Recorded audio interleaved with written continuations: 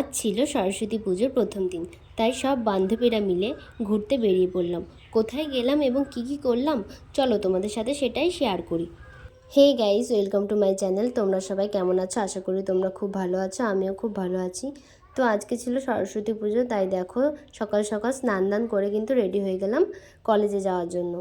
এরপর কলেজে পৌঁছে দেখি আমার সব বান্ধবীরা সেখানে চলে এসেছে।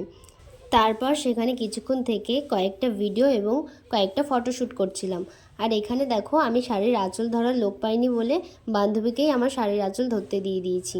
কলেজে বেশ কিছুক্ষণ থাকার পর আমরা ঠাকুরনগর স্টেশনে চলে আসলাম, কারণ এবার যাব আমরা গোবরডাঙ্গায়। তো ফাইনালি আমরা গোবরডাঙ্গাতে চলেই আসলাম। আর এখানে দেখো রাস্তায় এত ভিড়, মনে তো হয় না যে কোনো পার্কেও এতটা ভিড় হবে। আর এখানে গোবরডাঙ্গা কলেজের পাশেই একটা পুজো হচ্ছিল, কিন্তু সেখানে আমরা দাঁড়াইনি, আমরা ডাইরেক্ট গোবরডাঙ্গা কলেজে চলে এসেছি। এখানে গিয়ে প্রথমেই তো দেখি সেই লেভেলের ডান্স হচ্ছে।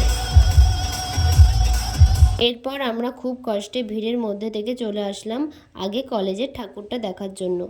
ঠাকুর দেখার পর আমরা চলে গিয়েছিলাম প্রসাদ খাওয়ার জন্য।